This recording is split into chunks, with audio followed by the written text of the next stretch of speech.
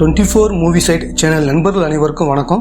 இன்னைக்கு நம்ம பார்க்க போறது டிரன்ராஜ் ஷபோர் அப்படிங்கிற சூப்பரான ஒரு பெங்காலி படத்தை பத்தி தான் நம்ம பார்க்க போறோம்.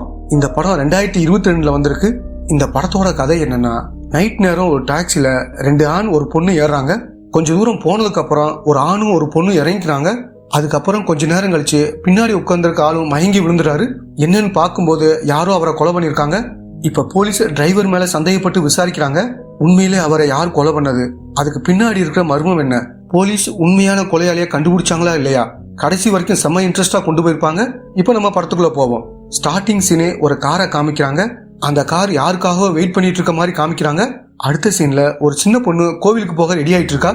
இப்ப அம்மாவும் சீக்கிரம் போயிட்டு வா, நிறைய வேலை இருக்கு, உங்க அப்பா வேலைக்கு போயிட்டு வரேன்னு சொல்லிட்டு போனாரு, இன்னும் அவரை காணா, என்ன ஆச்சுன்னு தெரியலன்னு புலம்பிட்டு இருக்காங்க. இந்த சின்ன பொண்ணோட பேர் தியா அப்படிங்கிறது.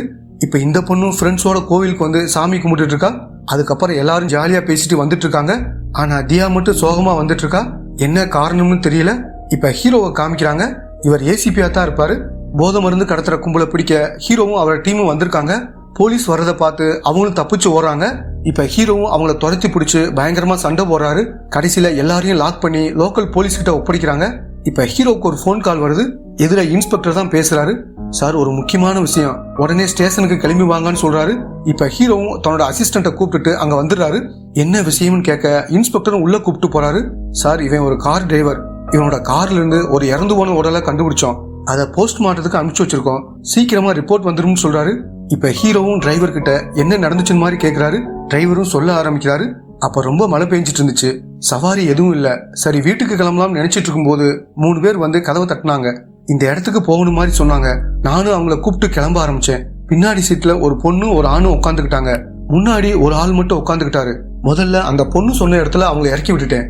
கொஞ்ச தூரம் போனதுக்கு அப்புறம் முன்னாடி இருந்த ஆளு இறங்கிட்டான். நானும் தொடர்ந்து வந்துகிட்டு இருந்தேன். திடீர்னு பிரேக் போடும்போது பின்னாடி உட்கார்ந்திருந்த ஆள் கீழே விழுந்துட்டான். நானும் என்னாச்சுன்னு கேட்டேன்.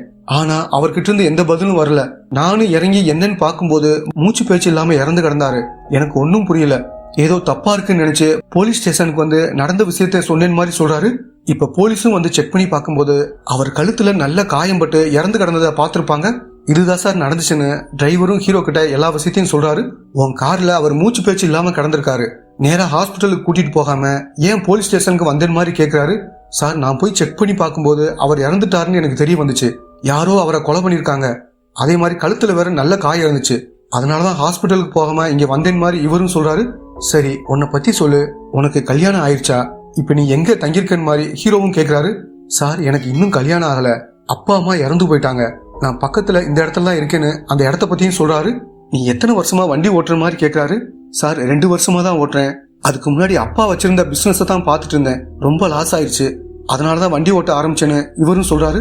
இதெல்லாம் கேட்டுட்டு ஹீரோவும் என்ன சொல்றாருன்னா, பணத்துக்கு ஆசைப்பட்டு நீ தான் அவரை கழுத்து நெரிச்சு கொலை பண்ணிருக்க. அவர் வச்சிருந்த பணத்தையும் எடுத்திருக்க. உன் மேல சந்தேகம் வரக்கூடாதுன்னு நினைச்சு போலீஸை குழப்பறதுக்காக இங்க வந்து ஏதோ சொல்லிக்கிட்டு இருக்க. ஒழுங்கா உண்மையை சொல்றாரு. சார், நான் சொல்றதெல்லாம் உண்மைதான். அப்படி பணத்துக்காக கொலை பண்ணியிருந்தா அவரை கொண்டுட்டு எங்கேயோ போட்டு போயிருப்பேன். சத்தியமா நான் இங்க வந்திருக்க மாட்டேன்னு இவரும் சொல்றாரு. பாத்தியா, நீ மறுபடியும் போய் சொல்ற. உன் மேல ஒரு கேஸ் இருக்கு. ஏற்கனவே உன்னை பத்தி விசாரிச்சுட்டேன். நீயும் உன்னோட ஃப்ரெண்ட்ஸும் சேர்ந்து ஒரு வீட்டுக்குள்ள பூந்து கொள்ளையடிச்சிருக்கீங்க. அதுக்கு இந்த காரை யூஸ் பண்ணிருக்கீங்க. இந்த விஷயம்லாம் எனக்கு நல்லாவே தெரியும். உன் மேல எஃப்ஐஆர் கூட பதிவு பண்ணிருக்காங்க மாதிரி சொல்றாரு. இப்ப டிரைவரும், சார், அன்னைக்கு நடந்த கதையே வேறன்னு மாதிரி சொல்ல ஆரம்பிக்கிறாரு. 2 பேர் என்னோட டாக்ஸில வந்து ஏறினாங்க. இந்த இடத்துக்கு போகணும்னு சொல்ல நானும் அந்த இடத்துல அவங்களை இறக்கி விட்டேன். திரும்பி வருவீங்களா, வெயிட் பண்ணுவான்னு கேட்டேன். 10 நிமிஷத்துல வந்துருவோம், வெயிட் பண்ணுன்னு அவங்களும் சொன்னாங்க. நானும் வெயிட் பண்ணிட்டு இருந்தேன். ஒரு 1/4 மணி நேரம் கழிச்சு வந்தாங்க. நானும் அவங்கள கூப்பிட்டு போய் பஸ் ஸ்டாண்ட்ல டிராப் பண்ணேன். மற்றபடி எனக்கு எதுவும் தெரியாது. அதுக்கப்புறம் போலீஸ் விசாரிக்கும் போதுதான் அவங்க கொள்ளையடிக்க போன விஷயம் எனக்கு தெரிய வந்துச்சு. மற்றபடி எனக்கும் இதுக்கும் எந்த சம்பந்தமும் கிடையாது மாதிரி டிரைவரும் சொல்றாரு. சரி, உன் டாக்ஸில வந்தது மொத்தம் 3 பேர். அதுல 2 பேர் இறங்கி போயிட்டாங்க. ஒருத்தன் இறந்து போயிட்டான். அவங்க முகத்தை எல்லாம் பாத்தியான்னு ஹீரோவும் கேட்கிறாரு. இல்ல சார், நைட் நேரம் நல்ல மழை பெஞ்சிட்டு இருந்துச்சு. ரொம்ப இருட்டாவும் இருந்துச்சு. சரியா யாரோட முகத்தையும் பார்க்கலன்னு மாதிரி இவரும் சொல்றாரு. சரி, இப்போதைக்கு நீ கிளம்பு. எப்ப கூப்பிட்டாலும் போலீஸ் ஸ்டேஷனுக்கு வரணும் மாதிரி ஹீரோவும் சொல்றாரு. சரின்னு சொல்லிட்டு டிரைவரும் இங்கிருந்து கிளம்பி போறாரு. அடுத்த சீன்ல தியாவை காமிக்கிறாங்க. இவங்களும் ஒரு வீட்டோட கதவை தட்டுறாங்க. அப்போ ஒரு பொண்ணு கதவை திறக்கிறாங்க. இவங்க கர்ப்பமா இருக்காங்க போல. இவங்களோட பேர் ஜமுனா அப்படிங்கிறது. இவங்க இன்ஸ்பெக்டரோட ஒய்ஃபா தான் இருப்பாங்க. தியாவோட அம்மா இங்கதான் வேலை செய்யறாங்க போல. உங்க அம்மா வரலையா, என்னாச்சுன்னு மாதிரி இவங்களும் கேக்குறாங்க. அம்மாவுக்கு உடம்பு முடியல, அதனாலதான் நான் வந்தேன்னு தியாவும் சொல்றா. அப்படி பேசிட்டு இருக்கும்போது யாரோ கதவை தட்டுறாங்க. தியா கதவை திறந்து பார்க்கும்போது அந்த டிரைவர் தான் அங்க இருக்காரு. டிரைவர் வந்து யார் இந்த பொண்ணுன்னு கேக்குறாரு. வேலை செய்ய வந்திருக்கான்னு இவங்களும் சொல்றாங்க. இந்த டிரைவரை பொறுத்த வரைக்கும் இன்ஸ்பெக்டருக்கும் அவரோட மனைவிக்கும் ஏற்கனவே நல்ல பழக்கம் இருக்கு போல. இந்த டிரைவர் வெளியே வர்றதுக்கு இன்ஸ்பெக்டரும் ஒரு காரணம் தான். இந்த கேஸ் சம்பந்தமா தான் ஜமுனா கிட்ட பேசிட்டு இருக்காரு. நான் தான் கொலையாளின்னு ஏசிபி சொல்றாரு. எவ்வளவு சொல்லியும் அவர் நம்புற மாதிரி தெரியல. ஆனா எப்படியும் கொலையாளி அவர் கண்டுபிடிச்சிருவார் மாதிரி சொல்றாரு. சரி நான் போய் டீ போட்டு எடுத்துட்டு வரேன்னு சொல்லிட்டு இவங்களும் உள்ள போறாங்க. இப்ப டிரைவரும் தியாவை பார்த்து உன்னோட அப்பா என்ன பண்றாரு மாதிரி கேக்குறாரு. அப்பா ஹோட்டல் வேலைக்கு ஒரு ஊருக்கு போயிருக்காரு, ஆனா இன்னும் வரல, என்னாச்சுன்னு தெரியல மாதிரி இந்த பொண்ணும் சொல்றா. அப்ப கீழே யாரோ சண்டை போற மாதிரி சவுண்ட் கேக்குது. இப்ப இவங்களும் டீ கொண்டு வந்து குடுக்குறாங்க. டீயை சாப்பிட்டுட்டு எட்டி பார்க்கும்போது ஏதோ பிரச்சனை நடந்துட்டு இருக்கு. இப்ப டிரைவரும் கீழே வந்து என்னன்னு பாக்குறாரு. புதுசா ஊருக்கு வந்த ஒரு நபரை சில பேர் மிரட்டி பணம் பறிக்க ட்ரை பண்றாங்க. இவர் தான் அந்த பிரச்சனையை முடிச்சு அந்த நபரை அனுப்பிச்சு வைக்கிறாரு. கார்ல இறந்து போனவரோட பேர் பாலாஜிங்கிறது. இப்ப ஹீரோவும் தன்னோட அசிஸ்டண்ட்டை கூப்பிட்டு பாலாஜியோட வீட்டுக்கு வராரு. அவரோட ஒய்ஃப் தான் கதவை திறக்கிறாங்க. இவங்களும் தன்னை பத்தி சொல்லிட்டு உள்ள வந்து சுத்தி முத்தி பாக்குறாங்க. ஒரு பொண்ணோட போட்டோ இருக்கு. இவங்க யாருன்னு கேக்குறாங்க.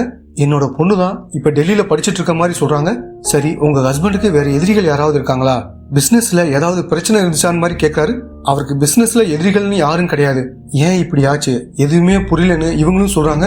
உங்க ஹஸ்பண்ட் இறந்து போகும்போது நீங்க எங்க இருந்தீங்கன்னு மாதிரி கேட்கிறாரு. வீட்டுலாம் இருந்தேன்னு இவங்களும் சொல்றாங்க. சரி அவருக்கும் உங்களுக்கும் ஏதாவது சண்டை வந்துச்சான்னு மாதிரி கேட்கிறாரு. அப்படிலாம் இல்ல சார், எப்பயும் போல சின்ன சின்ன சண்டை தான், பெருசா எதுவும் இல்லைன்னு மாதிரி சொல்றாங்க. இப்ப இவங்களும் விசாரிச்சுட்டு கீழே வரும்போது ஒரு பைலட்டை பாக்குறாங்க. அவரும் நார்மலா ஹாய் சொல்லிட்டு உள்ள போறாரு. வெளியே போன ஹீரோவுக்கும் ஏதோ ஒண்ணு தோணுது. திரும்பி வந்து அந்த பைலட் எத்தனாவது மாடிக்கு போறாரு மாதிரி பாக்குறாரு. இப்ப பாலாஜி வீடு இருக்கிற ஃப்ளோருக்கு தான் போறாரு. அதையும் பார்த்துட்டு வெளியில இருந்த காரையும் நோட் பண்ணிட்டு அங்கிருந்து கிளம்புறாரு. தியா இருக்கிற ஏரியாவுல ஏதோ திருவிழா போல எல்லாரும் சந்தோஷமா கொண்டாடிட்டு இருக்காங்க. இப்பதான் தியா எதேச்சியா அந்த டிரைவரை பாக்குறா. என்னம்மா உங்க அப்பா வரலன்னு சொன்ன, என்ன வந்துட்டாரன்னு மாதிரி கேக்குறாரு. இல்ல அங்கிள், எங்க அப்பா இன்னும் வரல, இன்னும் ஒரு போன் கூட பண்ணல மாதிரி சொல்றா. அதே மாதிரி ஹீரோவும் அவரோட அசிஸ்டன்ட்டும் டிரைவர் எங்கெங்க போறாருன்னு வாட்ச் பண்ண ஆரம்பிக்கிறாங்க. இப்ப ஹீரோவும் என்ன சொல்றாருன்னா, அன்னைக்கு பாலாஜி வீட்டுக்கு கீழே ஒரு பைலட்டை பார்த்தோம்ல, அவர் கண்டிப்பா அந்த பாலாஜியோட ஒய்ஃபை தான் பார்க்க போயிருக்காரு மாதிரி சொல்றாரு. என்ன சார் சொல்றீங்க, அது எப்படி கன்ஃபார்மா உங்களுக்கு தெரியும்னு அசிஸ்டன்ட்டும் கேக்குறாரு. அதுல 2-3 விஷயம் இருக்கு. அவங்க யாருக்காக வெயிட் பண்ணிட்டு இருந்த மாதிரி இருந்துச்சு. நம்ம போய் கதவை தட்டின உடனே கதவை திறந்தாங்க. அதே மாதிரி டேபிள்ல பார்க்கும்போது 2 டீ கப் இருந்துச்சு. தம் அடிச்சுட்டு போடுற மாதிரி இந்த விஷயம்லாம் இருந்துச்சு. அந்த பாலாஜியோட பொண்ணு போட்டோவை பார்த்தோம்ல, அவங்க முகமும் இந்த பைலட்டோட முகமும் ஒரே சாயலா இருந்துச்சு. ஏன் இப்படி நடந்திருக்க கூடாதுன்னு ஹீரோவும் ஒரு விஷயத்த சொல்ல ஆரம்பிக்கிறாரு. இந்த பைலட்டுக்கும் பாலாஜியோட ஒய்ஃபுக்கும் தொடர்பு இருந்திருக்கலாம். இந்த விஷயம் அவருக்கு தெரிய வர இவங்களுக்குள்ள சண்டை நடந்திருக்கு. அதனால 2 பேரும் சேர்ந்து பாலாஜியை கொலை பண்ணிருக்க வாய்ப்பு இருக்கிற மாதிரி சொல்றாரு. இப்ப ஹீரோவும் அங்க இருந்த காரோட நம்பரை சொல்லி இதை பத்தின டீடைல்ஸ் வேணும்னு சொல்றாரு. அசிஸ்டன்ட்டும் அதை நோட் பண்ணிக்கிறாரு. அடுத்து ஹீரோவும் அந்த டிரைவரை பார்த்து ஒரு லேடியோட போட்டோவை காமிக்கிறாரு. அன்னைக்கு நீ பார்த்தது இந்த பொண்ணான் மாதிரி கேட்கிறாரு. சார் நான் ஏற்கனவே சொல்லிட்டேன், அன்னைக்கு ரொம்ப மழை பெஞ்சிட்டு இருந்துச்சு, அதே மாதிரி ரொம்ப இருட்டாவும் இருந்துச்சு, முகத்தை சரியா பார்க்க முடியல, ஒருவேளை இவங்களா கூட இருக்கலாம் மாதிரி சொல்றாரு. அந்த போட்டோ யாரோடதுனா பாலாஜியோட ஒய்ஃப் போட்டோவா தான் இருக்கும். இதை எப்ப எடுத்தீங்கன்னு அசிஸ்டன்ட்டும் கேட்கிறாரு. ஹீரோ அவங்க கிட்ட பேசிட்டு இருக்கும்போது போன் வந்திருக்கும். போனை அட்டன் பண்ற மாதிரி கேமராவை கிளிக் பண்ணி போட்டோ எடுத்திருப்பாரு. எதுக்கும் ஒரு சேஃப்டிக்கு எடுத்து வச்சேன் மாதிரி ஹீரோவும் சொல்றாரு. அடுத்த சீன்ல டிரைவரை பார்க்க ஒரு பொண்ணு வந்திருக்கா. இவரோட பேர் சோனாலிங்கிறது. ரொம்ப பயந்து பயந்து பேசுறா. நம்ம மாட்டிப்போமா, ரொம்ப பயமா இருக்கிற மாதிரி சொல்றா. இப்ப டிரைவரும் நீ பயப்படாத, போலீஸ் என் மேலதான் சந்தேகப்படுறாங்க, நான் இந்த கொலையை பண்ணல, என்னை பத்தி கவலைப்படாதன்னு இவரும் சொல்றாரு. அடுத்த சீன்ல இவங்க 2 பேரும் பாலாஜியோட ஃபேக்டரி போய் விசாரிக்க ஆரம்பிக்கிறாங்க. ஓனர் எப்படிப்பட்டவரு, அவருக்கு ஏதாவது மிரட்டல் வந்துச்சான் மாதிரி கேக்குறாங்க. சார் அவருக்கு எந்த பிரச்சனையும் கிடையாது, அவர் சமீபத்துல தான் இந்த ஃபேக்டரியை வாங்கினாரு. இதுக்கு முன்னாடி வேற ஒரு நபர் இந்த ஃபேக்டரியை நடத்திட்டு இருந்தாரு. அவருக்கும் அவரோட மருமனுக்கும் பயங்கரமான சண்டை. எப்ப பார்த்தாலும் அவன் ஆட்களை கூட்டு வந்து பணம் கேட்டு மிரட்டிட்டு இருப்பான். இந்த ஃபேக்டரியில எனக்கும் உரிமை இருக்கிற மாதிரி சொல்லிட்டு சண்டை போடுவான். இதனாலேயே அவர் இந்த ஃபேக்டரியை வித்துட்டாரு. அது மட்டும் இல்லாம என்னோட பழைய பாஸ் மாடியிலிருந்து தவறி கீழே விழுந்து இறந்து போயிட்டாரு மாதிரி சொல்றாரு. இப்ப ஹீரோவும் இதுல ஏதோ ஒரு விஷயம் இடிக்குதுன்னு நினைச்சு அந்த மருமனை பார்த்து விசாரிக்க ஆரம்பிக்கிறாரு. நீ தான் பாலாஜியை கொலை பண்ணிருக்க, ஏற்கனவே உங்க மாமாவை பணத்துக்காக மிரட்டிருக்க, இப்ப பாலாஜியையும் கொலை பண்ணி அந்த ஃபேக்டரியை நீயே எடுத்துக்கலாம்னு முடிவு பண்ணிருக்க, அதான உண்மை அப்படின்னு கேக்குறாரு. சார் அதெல்லாம் கிடையாது, நான் என் மாமாவை கொலை பண்ணலன்னு மாதிரி சொல்றாரு. பொய் சொல்லாத, போலீஸ் ரெக்கார்ட்ல நீ என்ன சொல்லிருக்க, நீ வீட்டுக்கு போகும்போது குடி போதையில உங்க மாமா மாடியில இருந்து கீழே விழுந்து இறந்து போன மாதிரி சொல்லிருக்க. ஆனா அது உண்மை கிடையாது, நீ தான் உன் மாமாவை தள்ளி விட்டு கொலை பண்ணிருக்க, இதுதான் உண்மைன்னு ஹீரோவும் சொல்றாரு. சார் அது உண்மை கிடையாது, என் மாமா இறந்து போனதை இன்னொருத்தரும் பார்த்திருக்காரு, அவர் என் மாமாவோட ஃப்ரெண்டு தான், அதே மாதிரி இந்த ஃபேக்டரியில மேனேஜராவும் இருந்தாரு, அவர்கிட்டயும் போலீஸ் விசாரிச்சிருப்பாங்க. அவரு என்ன சொல்லிருப்பாருன்னா 2 பேரும் சேர்ந்துதான் ட்ரிங்க்ஸ் சாப்பிட்டுட்டு இருப்பாங்க. பாஸ் தம்மடிக்க ஓரமா போனப்பதான் தவறி கீழே விழுந்து இறந்து போனதா அவரும் சொல்லிருப்பாரு. இதுல என்ன விஷயம்னா அந்த மேனேஜர் இப்ப எங்க போனாருன்னு தெரியல. இந்த விஷயம் தான் சார் நடந்துச்சுன்னு இவரும் சொல்றாரு. இப்ப ஹீரோ சந்தேகப்படுறது அந்த மேனேஜரை தான். அடுத்த சீன்ல டிரைவரை காமிக்கிறாங்க. அவரோட ஏரியாவில் இருக்கும்போது போலீஸ் அவரை வாட்ச் பண்ணிட்டு இருக்காங்க. இதை இவருமே நோட் பண்றாரு. இப்ப இவரும் ஒரு ஏரியாவுக்கு போகும்போது சோனாலி இவரை பார்த்து பேச வராங்க. இந்த நேரத்துல ஏன் என்ன பார்க்க வந்த? போலீஸ் வேற என்ன ஃபாலோ பண்ணிட்டு இருக்காங்க. நம்ம 2 பேரையும் சேர்த்து வச்சு பார்த்தா நம்மளோட பிளானே வேஸ்ட் ஆயிரும். நீ முதல்ல இங்கிருந்து கிளம்புன்னு சொல்ல அந்த பொண்ணு இங்கிருந்து கிளம்புறா. இந்த விஷயத்த தியா பாக்குறா. பார்த்துட்டு எதுவும் பேசாம அங்கிருந்து கிளம்பி போயிடுறா. தியா பாக்குறத டிரைவரும் பாத்துறாரு. இப்ப இவரும் வீட்டுக்கு வந்து பேச ஆரம்பிக்கிறாரு. என்னாச்சு, உங்க அப்பா போன் பண்ணாரான்னு கேக்குறாரு. இல்ல அங்கிள், போன் பண்ணல, லெட்டர் மட்டும் அனுப்பிச்சு வச்சிருக்காரு. ஏதோ வேலையா இருக்காராம், செலவுக்கு பணம் மட்டும் அனுப்பிச்சு வச்சிருக்காரு, கூடிய சீக்கிரம் வந்துருவாரு மாதிரி இந்த பொண்ணும் சொல்றா. இப்ப இவரும் வீட்டு செலவுக்கு வச்சுக்கன்னு சொல்லிட்டு கொஞ்சம் பணத்தை கொடுக்குறாரு. அம்மா கிட்ட இதை கொடுத்துரு, நான் கிளம்புறேன் மாதிரி சொல்றாரு. இருங்க, டீ குடிச்சிட்டு போங்கன்னு இந்த பொண்ணு டீ எடுத்துட்டு வந்து கொடுக்குறா. என்னம்மா ஸ்கூலுக்கு போறியா இல்லையான்னு மாதிரி கேக்குறாரு. அம்மா வேணாம்னு சொல்லிட்டாங்க, அந்த இன்ஸ்பெக்டரோட வீட்டுக்கு தான் வேலைக்கு போயிட்டு இருக்க மாதிரி சொல்றா. சரி, நான் உங்க அம்மா கிட்ட பேசிக்கிறேன்னு சொல்லிட்டு இவரும் இங்கிருந்து கிளம்பி போறாரு. அடுத்த சீன்ல ஹீரோவும் பாலாஜி வீட்டு வேலைக்காரி கிட்ட விசாரிக்க ஆரம்பிக்கிறாரு. அவரும் அவரோட ஒய்ஃபும் எப்படி இருந்தாங்க, சந்தோஷமா இருந்தாங்களா இல்ல சண்டை போடுவாங்களான்னு மாதிரி கேட்கிறாரு. சார், எப்பயுமே 2 பேரும் சண்டை போட்டுக்கிட்டு தான் இருப்பாங்க. ஒரு நாள் ஐயா வீட்டுக்கு வரும்போது அந்த பைலட்டும் அம்மாவும் பேசிட்டு இருந்தாங்க. இதை பார்த்துட்டு ஐயாவும் பைலட்டை அடிக்கவே போயிட்டாரு. அந்த அம்மா தான் அவரை காப்பாத்தி அனுப்பிச்சு விட்டாங்க. அதுக்கப்புறம் ஐயா அம்மாவை பயங்கரமா அடிச்சு கழுத்து நெரிச்ச மாதிரி இவங்களும் சொல்றாங்க. அடுத்து இவங்க 2 பேரும் பாலாஜியோட வீட்டுக்கு வந்து கதவு தட்டுறாங்க. அங்க பைலட்டும் பாலாஜியோட ஒய்ஃபும் ஜாலியா இருக்காங்க. யார் இந்த நேரத்துலன்னு இவங்களும் வந்து கதவை திறக்கிறாங்க. பார்த்தா இவங்க 2 பேர் தான் நிக்கிறாங்க. ஒரு நிமிஷம் வெயிட் பண்ணுங்க, ட்ரெஸ்ஸை மாத்திட்டு வரேன்னு மாதிரி சொல்றாங்க. உள்ள யார் இருக்கான்னு எனக்கு தெரியும், கதவை முதல்ல ஓபன் பண்ணுங்க மாதிரி சொல்றாரு. இவங்களும் கதவை ஓபன் பண்றாங்க. இப்ப ஹீரோவும் பைலட் கிட்ட வந்து விசாரிக்க ஆரம்பிக்கிறாரு. பாலாஜி கொலை செய்யப்பட்ட நேரத்துல நீங்க எங்க இருந்தீங்கன்னு மாதிரி கேக்குறாரு. நான் வெளியூர்ல இருந்தேன்னு அதை பத்தின டீட்டெயில்ஸ பைலட்டும் சொல்றாரு. சரி, உங்க 2 பேருக்குள்ள தொடர்பு எப்ப இருந்து ஆரம்பிச்சது மாதிரி கேக்குறாரு. இப்ப இவரும் என்ன சொல்றாருன்னா, காலேஜ் டைத்துல இருந்து இவங்க 2 பேரும் லவ் பண்ணிருக்காங்க. இதை பத்தி இவங்களும் தன்னோட அப்பா கிட்ட பேசும்போது அவர் இவங்க காதலுக்கு ஒத்துக்கல, பாலாஜியை கல்யாணம் பண்ணி வச்சிருக்காரு. இவங்களும் வேற வழி இல்லாம அவரை கல்யாணம் பண்ணிருக்காங்க. கல்யாணத்துக்கு அப்புறம் தான் இந்த பைலட்டோட குழந்தை நம்ம வயிற்றுல வளருன்னு தெரிய வந்திருக்கு. இனிமேல ஒன்னும் பண்ண முடியாதுன்னு நினைச்சு பாலாஜி கூடவே வாழ்ந்திருக்காங்க. அதே மாதிரி இவர் கூடயும் தொடர்புல இருந்திருக்காங்க. ஆனா ஒரு நாள் இந்த எல்லா விஷயமும் பாலாஜிக்கு தெரிய வந்திருக்கு. அதே மாதிரி இந்த குழந்தை தன்னோட குழந்தை இல்லைன்னு தெரிய வந்திருக்கு. அதுக்கப்புறம் பாலாஜியும் இவங்களை குடும்பப்படுத்த ஆரம்பிச்சிருக்காரு. அதோட இவர் பண்ற பிசினஸும் லாஸ் ஆனதுனால இவங்க கிட்ட பணம் நகையெல்லாம் வேணும்னு கேட்டு கெஞ்சிருக்காரு. இவங்களும் அதையெல்லாம் கொடுத்துருக்காங்க. அதை வச்சுதான் புதுசா இந்த ஃபேக்டரி வாங்கின மாதிரி இவங்களும் சொல்றாங்க. சரி, இவ்வளவு பிரச்சனை இருக்கும்போது நீங்க டைவர்ஸ் வாங்கிட்டு போயிருக்கலாமேன்னு கேக்குறாரு.